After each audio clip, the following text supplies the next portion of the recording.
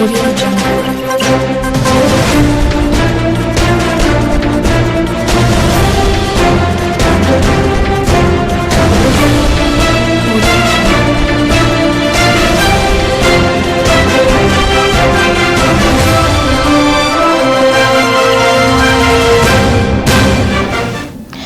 Vous nous suivez depuis Kinshasa, mesdames, messieurs, bienvenue à tous dans cette grande édition du journal sur Michapi Voice Télévision. Tout de suite, le principal titre. Situation sécuritaire dans l'est de la RDC, la chef du gouvernement Judith Suminwa réitère sa ferme détermination de mettre fin à la guerre. Elle l'a dit au Congo central où elle séjourne. Vous la suivrez dans ce journal. Au sommaire également, procès, braquage du lunch bar du boxeur Martin Bakolé, 7 prévenus condamnés à mort. Une femme écope de 20 ans de prison. Les tribunaux militaires des garnisons de Kinshasa-Gombe qui a statué sur cette affaire en procédure de flagrance a rendu son verdict tard dans la nuit de mercredi 5 mars. Encore une fois, bienvenue à tous. Je l'ai dit en titre, la première ministre a réitéré la détermination du gouvernement congolais à mettre fin à la guerre dans l'est de la République démocratique du Congo. Judith Suminwa l'a dit à Matadi, au Congo central, où elle séjourne dans le but de sensibiliser la population sur la campagne congolaise Téléma. Suivez un extrait de ses propos choisis pour vous par David Mbachi. Cette tournée, d'abord, vient à la suite de celle que j'avais déjà commencée quand j'ai été investi par l'Assemblée nationale. Vous vous souvenez, j'avais été à Bukavu, j'avais été à Goma pour apporter le soutien du gouvernement à la population qui est à l'Est. Aujourd'hui, je continue ma tournée dans un contexte particulier et il est important de soutenir à travers le Fonds populaire le pays, le président de la République, indiquer que nous sommes tous solidaires avec la population de l'Est, que nous sommes tous unis, parler de la cohésion nationale et aujourd'hui dire 30 ans de guerre, de conflit, ça suffit, Congolais, Téléma, pour m'appeler au Ezayabiso. C'est le message que je suis venu transmettre et partager. Mais ça fait partie des messages que j'ai à partager. Congolais, Téléma, pour m'appeler au Ezayabiso. Mais si tu lingi que mboka na biso ke liboso, il faut pe biso tous à la sérieux na makambo ndenge tozo salela, bonne gouvernance, lutte contre la corruption, tous à la patriote pour to linga mboka na biso. Guerre dans l'est de la République démocratique du Congo, le processus de Nairobi reste une option et la seule issue, a déclaré mercredi 5 mars à Kinshasa la chef de la diplomatie congolaise Thérèse Kayikwamba en présence des ambassadeurs et corps diplomatiques accrédités en République démocratique du Congo. On l'écoute. Comme une première prise de contact après si longtemps, c'est peut-être une bonne façon de se rencontrer à nouveau. Et évidemment, on va voir comment on pourra accommoder les demandes pour les réunions individuelles. Alors, avant d'entrer dans le vif du sujet, je tenais tout d'abord à exprimer en mon nom et en nom de notre peuple notre profonde reconnaissance pour les nombreuses marques de solidarité et de compassion que nous avons reçues pendant ces dernières semaines. C'était des semaines très difficiles, mais malgré le fait que j'étais en dehors du pays, je peux vous dire que nous avons reçu vos nombreux messages, vos nombreux appels, et nous les avons fortement appréciés. Nous apprécions aussi fortement le fait que beaucoup de ces appels et beaucoup de ces gestes de solidarité se sont aussi matérialisés à travers des contributions très importantes en termes de l'appui humanitaire et qui se traduisent justement en une aide concrète et par des offres de bons offices. Donc je tenais à revenir là-dessus et vous remercier encore une fois pour ces précieuses contributions et justement cette démonstration continue de solidarité. Et même s'il y a quand même un certain temps qui est passé, je tenais aussi, en mon nom propre, à saisir cette occasion pour réitérer clairement notre condamnation des attaques contre plusieurs missions diplomatiques survenues pendant les dernières semaines du mois de janvier.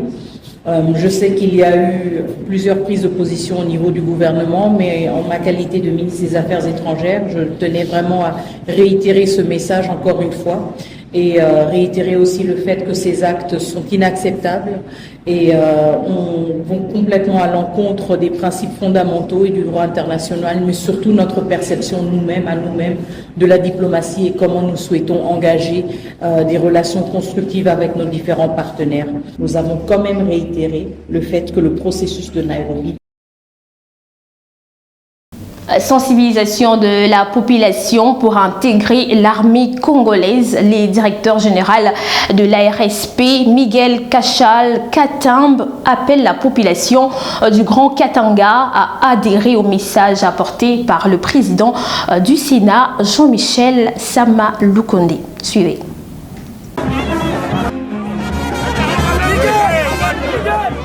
Nous sommes ici à Sakanya, dans l'espace Grand Katanga, dans la suite du président du Sénat, l'honorable sénateur Sama Lukonde, pour pouvoir sensibiliser pour la population, parler de l'unité, parce qu'aujourd'hui nous sommes agressés. Vous avez suivi ce que l'honorable Sama Lukonde a dit. L'objectif est que nous devons d'abord être dans l'unité, parce que et si nous sommes divisés, on ne saura pas faire face à cette agression. Aujourd'hui et demain, le pays aura besoin de nouveaux généraux, de nouveaux colonels, de nouveaux lieutenants. Le chef de l'État, Félix Antoine Tshisekedi Tshilombo, a fait cet appel afin de pouvoir rajeunir notre armée et que nous puissions avoir une défense qui va protéger la nation, la population et tous ses biens.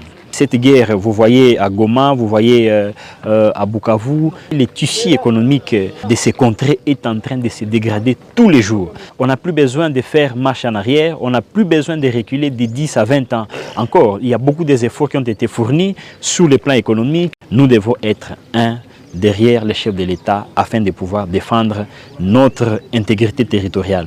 Il y a 30 ans que nous avons subi cette guerre, les chefs de l'État veulent y mettre fin une seule fois pour toutes et toute la population est appelée à pouvoir l'accompagner.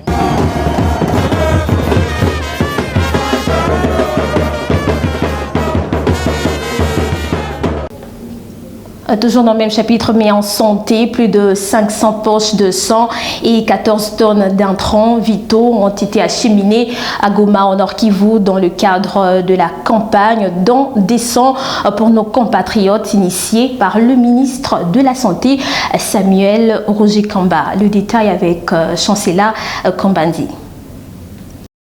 Grâce au soutien de l'Organisation mondiale de la santé en RDC, OMS RD Congo, leur acheminement a été facilité, assurant ainsi leur arrivée en toute sécurité à Goma. Dès leur arrivée, ces ressources essentielles ont été immédiatement mises à la disposition des autorités sanitaires pour répondre aux besoins urgents des patients. C'est avec beaucoup de plaisir et beaucoup de satisfaction que nous recevons des poches de sang qui sont venues de Kinshasa et qui ont été collectées avec le ministère de la Santé pour adresser les besoins importants des populations au niveau des provinces de l'Est de la RDC. L'utilité du sang, c'est pour subvenir aux besoins de malades nécessiteux qui ont besoin du sang au niveau des structures hospitalières.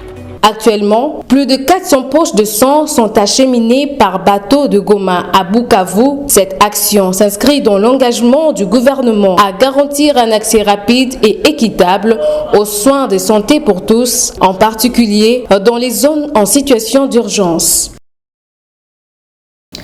On reste toujours en santé pour parler de la lutte contre la poliomyélite. Le ministre de la Santé publique, Hygiène et Prévoyance sociale a ouvert à Kinshasa la 4e édition du Forum national sur la vaccination et l'éradication de la polio sous le thème immunisation, nutrition et lutte contre le cancer du col de l'utérus. On écoute le docteur Samuel Roger Kamba. Je vous remercie pour votre présence à ce 4e Forum national sur la vaccination et l'éradication de la poliomyélite. Un moment crucial où nous réaffirmons notre engagement collectif à protéger la santé de nos enfants et à renforcer la couverture vaccinale dans notre pays, la République démocratique du Congo. Notre pays traverse une période critique marquée par des défis de santé publique majeurs et une instabilité qui impacte directement nos communautés. En ce moment solennel, je tiens à saluer la bravoure de nos forces armées qui défendent notre intégrité territoriale, ainsi que le dévouement sans faille de nos prestataires de santé qui, au prix de nombreux sacrifices, œuvrent chaque jour pour sauver des vies. Les vaccins sont l'une des plus grandes avancées de l'histoire de la médecine. Ils sauvent des millions de vies chaque année en protégeant contre plus de 20 maladies infectieuses, dont la rougeole, la tuberculose et bien sûr la poliomyélite. Pourtant, en République démocratique du Congo, les taux de vaccination demeurent alarmants. 1 million d'enfants ne sont pas du tout vaccinés. 2 millions d'autres n'ont reçu que partiellement les doses nécessaires. Nous sommes encore loin de l'objectif de 90% de couverture vaccinale fixé par l'Organisation mondiale de la santé. Distingués invités, mesdames et messieurs, depuis mon accession à la magistrature suprême, j'ai placé la couverture santé universelle au cœur de mes priorités. À cet effet, j'ai personnellement présidé 3 forums dédiés à la vaccination et à l'éradication de la poliomyélite en 2019, 2021 et 2023, marquant ainsi ma volonté d'inscrire cette lutte dans la durée. Puis dans le reste de l'actualité, une série d'entretiens initiés par le ministre Louis Ouatoum et l'ensemble des responsables de structures placées sous sa tutelle, ici dans le cadre du bon fonctionnement du ministère de l'Industrie, petites et moyennes entreprises. Je vous propose de suivre ce qu'a été cette réunion. D'abord, premièrement, il faut évaluer la feuille de route sur l'accélération de l'entrepreneuriat en République démocratique du Congo. Ensuite, il a été question de faire le point sur les niveaux d'exécution des différents plans de travail budgétisés annuels que chaque structure a soumis. L'échange était très bon. Les ministres, avec l'expérience qu'il a, nous a donné aussi d'autres conseils pour que, surtout par les temps qui courent, pour que nous puissions travailler aussi en collaboration avec les autres établissements qui dépendent du ministère de l'Industrie, pour que ce soit vraiment un travail d'équipe. Et que les structures sous son ministère fonctionnent en silo. C'est-à-dire que chacun travaille bien sûr dans son domaine, mais il n'y a pas assez d'interaction. Et donc, ce rendez-vous qui sera maintenant bimensuel, permettra à toutes les structures sur le ministère de pouvoir collaborer sur le but de créer une synergie pour que ça puisse servir à l'entrepreneuriat et au projet d'industrialisation du pays. J'ai annoncé en titre procès braquage du lunch bar du boxeur Martin Bacolé sur le 8 prévenus poursuivis. Ces ont été condamnés à la peine de mort. L'unique femme de la bande, Ekombe Kakenza Carmel, a été condamnée à 20 ans de prison pour détention illégale d'armes de guerre. Les tribunaux militaires des garnisons de Kinshasa-Gombe, siégeant en procédure de flagrance, a rendu son verdict tard dans la soirée de mercredi 5 mars. Regardez. Partiellement fondé des actions en réparation mises par les partis civils Mwambaka Pina Paul, Bakole Ilunga Martin, Edi Cho, Francis Fonti Mukendi et Willy Timini. Par contre, mais hors pose la République démocratique du Congo pour les faits auxquels des partis civils la cité en qualité de civilement responsable pour que ces derniers puissent donner ses moyens de défense dans la présente cause. En conséquence, le tribunal condamne solidairement les prévenus si haut nommés, excepté la prévenue Ekombe Kakenza plutôt Carmel, au paiement de l'équivalent en francs congolais d'une somme de l'ordre de 70 000 $ américains, de dommages d'intérêt, pour tout préjudice confondu, profit de la partie civile, Mwamba Kapinga Paul, 160 000 $ américains à titre de dommages et intérêts pour tout préjudice confondu. Au profit de la partie civile, Pakole Iluna Martin, 10 000 $ américains à titre de dommages et intérêts pour tout préjudice confondu. Au profit de la partie civile, Fonti France, 5 000 $ américains à titre de dommages et intérêts pour tout préjudice confondu. Au profit de la partie civile, Edith Joe, 10 000 $ américains à titre de dommages et intérêts pour tout préjudice confondu. Au profit de la partie civile, Billy Chimine. Ainsi, jugé et prononcé à l'audience publique finale militaire de garnison de Kinshasa Gombe, ce mercredi 5 mars 2025, à laquelle on siégeait la présente composition, avec le concours du capitaine magistrat Bamoussa Makaba Mangode, premier substitut de l'auditeur militaire de garnison, représentant l'officier du ministère public, et l'assistance du sous-lieutenant Omoumaï Kabemba David, greffier du siège, armes au pied repos. Armes au pied. On parle politique dans ce journal. Depuis sa libération de la prison centrale de Makala, Jean-Marc Kabound se montre proche de Martin Fayulu, un rapprochement qui suscite beaucoup de réactions. Pour quel avenir? Élément de réponse dans ses propos de maître Daniel Okeke, analyste politique, qui répond aux questions de David Bachi. Merci.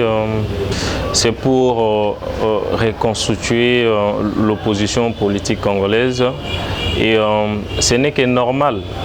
Kabound étant de l'opposition et à peine sorti de la prison centrale de Makala, il a aussi des ambitions politiques qu'il a déjà exprimées plus d'une fois.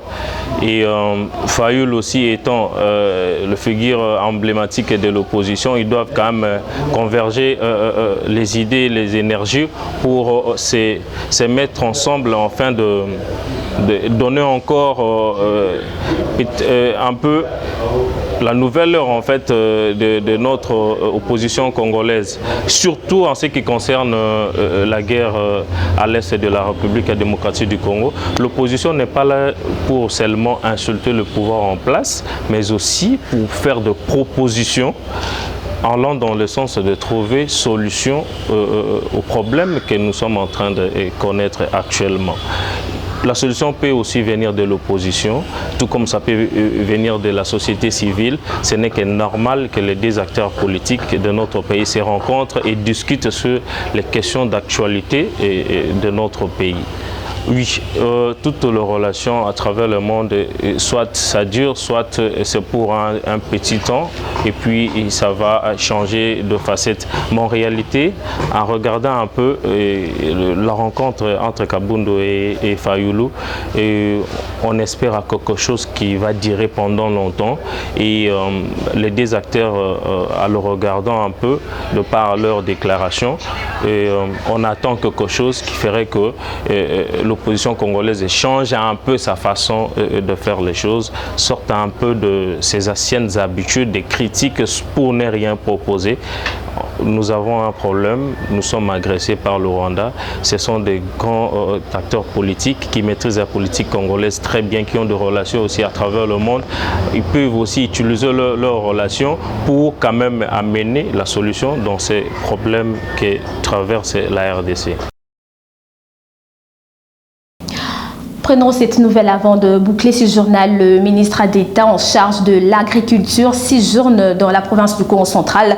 Grégoire Mouchaïl a pour mission de lancer officiellement la saison de récolte dans plusieurs champs agricoles dans la région. Plus de détails avec David Bachi. Le ministre d'État en charge de l'agriculture et sécurité alimentaire, Grégoire Mouchial Moutom, est actuellement en mission officielle depuis le mardi 4 mars 2025 dans la province du Congo central. Cette mission a pour objectif de lancer officiellement la saison de récolte dans plusieurs champs agricoles de la région, en particulier ceux qui bénéficient du soutien accru du gouvernement souminois. À son arrivée, il a reçu un accueil chaleureux de la part des autorités locales ainsi que de la population en tout enthousiastes de Luozi après avoir traversé le majestueux fleuve Congo, un symbole de la région. Dès le mercredi matin, sa délégation a prévu de se rendre au premier site de culture du maïs situé en Koudi où les travaux de récolte démarreront. Cette visite témoigne de l'engagement du gouvernement à renforcer la sécurité alimentaire et à soutenir les agriculteurs locaux. Madame, Messieurs, vous avez compris que c'est la fin de ce journal, mais avant tout, je vous rappelle le principal titre. Situation sécuritaire dans l'est de la RDC, la chef du gouvernement Judith Souminois réitère sa ferme détermination de mettre fin à la guerre. Elle l'a dit au Congo central où elle séjourne. Vous avez suivi dans ce journal procès braquage du lounge bar du boxeur Martin Bacolé, 7 prévenus condamnés à mort, une femme écope de 20 ans de prison. Les tribunaux militaires de garnison de Kinshasa-Gombe qui a statué sur cette affaire en procédure de flagrance a rendu son verdict tard dans la nuit de mercredi 5 mars 2025. Et c'est par ici que nous mettons un point final à cette grande édition de journal depuis Kinshasa, capitale de la République démocratique du Congo. Madame, Messieurs, merci de l'avoir suivi et merci à David Mbashi, accompagné de Bob Ngango, Maurice Molila, King Kaboya, Chancela Kambanzi et Christian Chibaka en leur nom.